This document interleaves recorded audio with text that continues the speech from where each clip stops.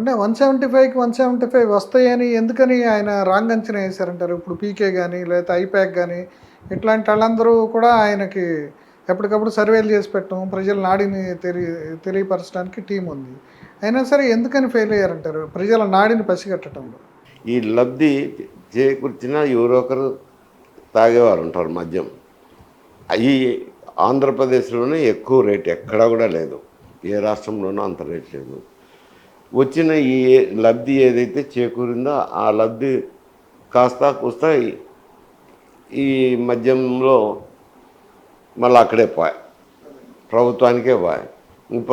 వాళ్ళ కుటుంబము సంక్షేమం ఎక్కడుంది? లేదు కదా, లబ్ధి చేకూరిన దాఖలాలు లేవు.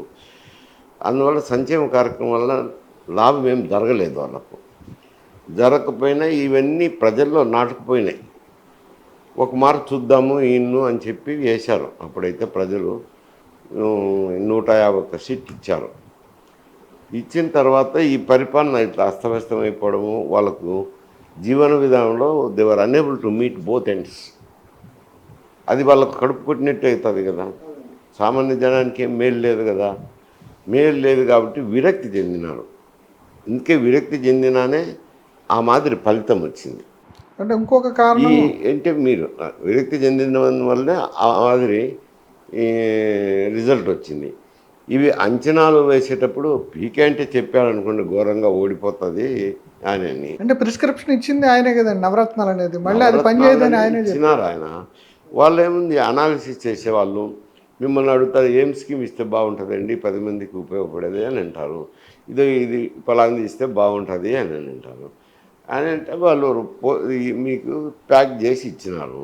ఇచ్చినాక నీ బాధ్యత ఏమిటి? రేపు మేనిఫెస్టో పెట్టినాక ఇంప్లిమెంట్ చేయాలి. కాబట్టి ఏం రెవెన్యూ వస్తుంది, ఏ రెవెన్యూ వస్తే ఈ రెవెన్యూతో ఈ స్కీమ్స్ చేయాలా, ఇంత డెవలప్మెంట్ చేయాలని ఆలోచన చేసుకుని నువ్వు మేనిఫెస్టోలో పెట్టుకోవాలా. వాళ్ళు ప్రజల్లో ఉండే ఆలోచన, ఆశలు, ఆకాంక్షలను తీసిస్తారు. ఇవి సర్వేలు ఏమో చేసినారు.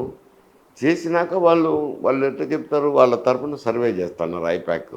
అంటే వాళ్ళు తప్పుడు సర్వేలు ఇచ్చారంటారా, లేదా జగన్మోహన్ రెడ్డి తనే మోసం చేసుకున్నాడు అంటారా? నేను తప్పుడు సర్వేలు ఇచ్చింటారని నేను అన్నాను. సర్వే చేసినప్పుడు ఫలితాలు ఒక రకంగా ఉంటాయి. ఉన్నప్పుడు కొంచెం ఇబ్బందికరంగా ఉంది, మీరు ఇవి సర్దుబాటు చేసుకోవాలా, ఇవన్నీ సర్దుబాటు చేసుకుంటేనే బాగుంటుంది అని ఏదో ఒక రకంగా చెప్తారు. ఎందుకంటే వారి వైఎస్ఆర్సీపీ డబ్బులు తీసుకొని సర్వే చేసి నువ్వు ఓడిపోతున్నావని ఎవరు చెప్పరు కదా, ముఖం మీద చెప్పరు సర్వీస్. ఇక్కడిక్కడ కొన్ని లోటుపాట్లు ఉన్నాయి, ఇవన్నీ సర్దుబాటు చేసుకోవాలా అని చెప్పింటారు. సరే ఏదో వాళ్ళకు వీలు ఉండాలా, సర్దుబాటు చేయడం, రెవెన్యూ ఉండాలా, ఇవన్నీ ఉండాలా. ఆఖరి నిమిషంలో లాస్ట్ 1 మంత్లో వాళ్ళు సర్వే చేసి రిపోర్ట్ ఇచ్చి చెప్తే కూడా దాన్ని సర్దుబాటు చేసుకునే దానికి కూడా అవకాశాలు ఉండవు. అంటే జగన్మోహన్ రెడ్డి ఇప్పుడు నేను అందరూ నా పీకే బొమ్మ చెప్పారు కదా, పీకే చెప్పారు కదా మీరు ఘోరంగా ఓడిపోతున్నారని. పీకేకి ఎక్కడిది ఇన్ఫర్మేషను? ఐపాక్లో ఎవరో పనిచేసే వాళ్ళు. అంటే ఇంకొకటి పుకారు కూడా వచ్చిందండి, పీకేకి ఈయన ఇవ్వాల్సిన డబ్బులు ఏది ఇవ్వలేదు, అది ఆయన గట్టిగా అడిగితే ఈయన బెదిరించాడు, అందుకని కూడా ఆయన అట్లా చెప్పాడని ఆ టైంలో ఒక అది పుకారు. కానీ వాస్తవం అయితే అయింది కదా. ఈ వైఎస్ఆర్సీపీ ఘోరంగా ఓడిపోతుందని పీకే చెప్పారు ఒక మాసం ముందరేమో అనుకుంటా. పీకేకి ఎక్కడి నుంచి ఇన్ఫర్మేషన్? ఐపాక్లో ఉంటారు కదా, ఆయన శిష్యులే ఉంటారు, ఆయన శిష్యులే ఎవరో ఇన్ఫర్మేషన్ చెప్పింటేనే కదా. అంటే వాళ్ళని సర్వే తప్పు చేసినారని కాదు, ఆయన కరెక్ట్ ఇన్ఫర్మేషన్ ఇచ్చినారు. ఈయనకు చెప్పేటప్పుడు దానికి కొంచెం రంగు పూసి కలర్ పూసి చెప్పింటారు. అంటే ఈ వీక్నెస్ ఉందా, ఈ బలహీనత ఉందా, ఇది చేసుకోవాలని.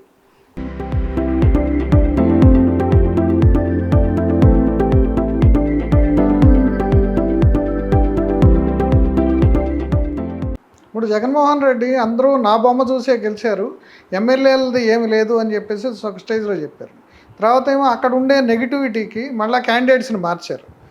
అంటే ఇప్పుడు మీ రోజుల్లో రాజకీయం ఏంటంటే స్థానికంగా ఉండే ఒక పొలిటీషియను ఆయన యొక్క స్థానిక పలుకుబడిని ఆయన ఉపయోగించి మొత్తంగా కూడా నాయకత్వానికి దాన్ని ట్రాన్స్ఫర్ చేసేవాడు. ఇప్పుడు మొత్తంగా ఆయన పలుకుబడిని మొత్తంగా కూడా పార్టీ గెలిచేది.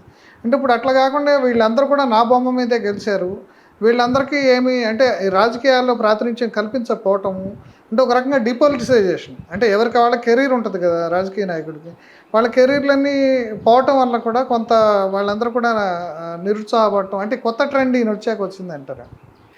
అంటే ఇప్పుడు జనరల్గా ఆ, ఓటింగ్ సరళి కూడా మార్పు చెందుతుంది. పార్టీని ముఖ్యంగా చూస్తున్నారు, అభ్యర్థులను కొంత మేరకు చూస్తారు. ఎక్కువ ప్రాధాన్యతనిచ్చేది పార్టీకి ఇస్తారు. ఈ పార్టీ వస్తే అధికారంలోకి, అంటే పార్టీ అంటే ఈ అధికారంలోకి వస్తే మనకి ఇవి జరుగుతాయి కదా, ఈ కార్యక్రమాలు జరుగుతాయి కదా, ఇవి జరుగుతాయి కదా అని. దానికి తోడు కొంచెం అభ్యర్థి యొక్క బంధుత్వ రీత్యా కానీ అనుచరుల కానీ రకరకాల ఆయన చేసిన పనులను బట్టి కొంత అభ్యర్థిది తోడవుతుంది. ఒక 10% పూర్తి అభ్యర్థి మీదనే ఆధారపడడంలో పార్టీలు పార్టీ విధానాలను చూస్తున్నారు. అభ్యర్థులది అనేది తక్కువ వచ్చింది, అందుకని అతను ఆ మాట మాట్లాడిండొచ్చు.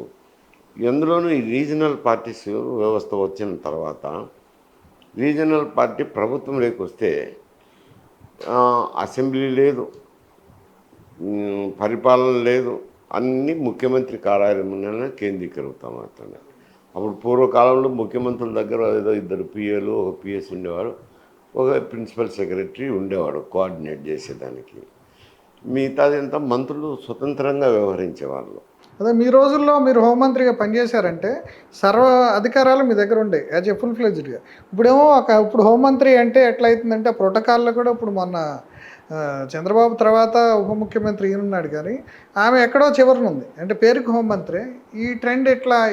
అదే ఇది ముఖ్యమంత్రి కార్యాలయమే పవర్ఫుల్ అయిపోయింది. ఎందుకంటే 5-6 మంది సెక్రటరీని వేసుకుంటున్నారు. ఏ ఆదేశం వెళ్ళాలన్నా, సెక్రటరియట్కి వెళ్ళాలన్నా ఇక్కడ ఉండే వాళ్ళకి శాఖలు కేటాయించుతున్నారు. 6 మందికి కూడా నీకు ఇన్ని శాఖలు, నీకు ఇన్ని శాఖలు, నువ్వు ఈ శాఖలు అంటే ఆ కార్యాలయంలో పనిచేసే ప్రిన్సిపల్ సెక్రటరీ కూడా ఆ శాఖలు మాత్రమే చూస్తుంటారు. వాళ్ళ ఆ నుంచి ఆదేశం వస్తేనే పరిపాలన సాగుతుంటుంది. జిల్లాలకు వెళ్ళినప్పుడు కలెక్టర్లకు కూడా వీటి నుంచి ఆదేశాలు ఇవ్వాలి. అంటే ఒక విధంగా చెప్పాలంటే ప్రజాస్వామ్యం ముసుగులో నియంత పాలన వస్తుంది. అదే ఇప్పుడు ఐఏఎస్లు కూడా అట్లాగే వాళ్ళకి అదే ప్రజాస్వామ్య ముసుగులో నియంత పాలన అంటాను. ఈ రీజనల్ పార్టీస్ ఉండే చోట అది ఆంధ్రప్రదేశ్లోనే కాదు, మన తెలంగాణలోనే అదే జరుగుతుంది, తమిళనాడులో అయినా అదే, పశ్చిమ బెంగాల్లో అయినా అదే. ఎక్కడైనా రీజనల్ పార్టీ ఉంటే ఆ వ్యవస్థ జరుగుతుంది.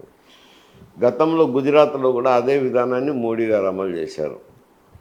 అది ఇప్పుడు ప్రైమ్ మినిస్టర్ ఆఫీసుకి కూడా సోకింది ఆ జబ్బు.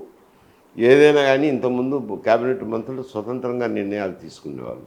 ఇప్పుడు పిఎంఓ నుంచి ఆదేశాలు వెళితేనే నిర్ణయాలు తీసుకుంటున్నారు. ఇది పిఎంఓ కూడా ప్రాకింది ఈ జబ్బు. ఒక విధంగా చెప్పడం అంటే ఇది అంత మంచి లక్షణం కాదు, శుభ పరిణామం కాదు. ప్రజాస్వామ్యంలో ఒంటెత్తిపోకళ్ళు అవుతాయి. ఒంటెత్తిపోకళ్ళు అయినప్పుడు వాళ్ళకు వచ్చిన ఆలోచన, వాళ్ళకు వచ్చిన విధానాలను, వాళ్ళకి ఏది కావాలంటే వాళ్ళు బట్టి జరుగుతుంటుంది. జరిగిన దానివల్ల ప్రజల్లో ఉండేది వాళ్ళకు తెలియకుండా పోతుంది. తెలియకుండా పోవడంతో వాళ్ళకు తోచినట్టు చేసి నేను నా పేరు చెప్తేనే ఓట్లు వస్తాయని జగన్ గారు అన్నట్లు అవి జరిగే ఇటువంటి. Please do subscribe to Telugu Rajyam channel. Please do subscribe to Telugu Rajyam channel. Please do subscribe to Telugu Rajyam channel. Hi అండి, నేను మీ ఆర్పీని, నెల్లూరు పెద్దారెడ్డి చేపల పులుసు ఓనర్ని. మీరు తెలుగు రాజ్యం అనే ఈ యూట్యూబ్ ఛానల్ సబ్స్క్రైబ్ చేసుకుని మంచి మంచి వీడియోలతో వస్తారు. Thank you so much. Hi people, I'm Sonakshi Verma and you please watch Telugu Rajyam and please subscribe to the channel.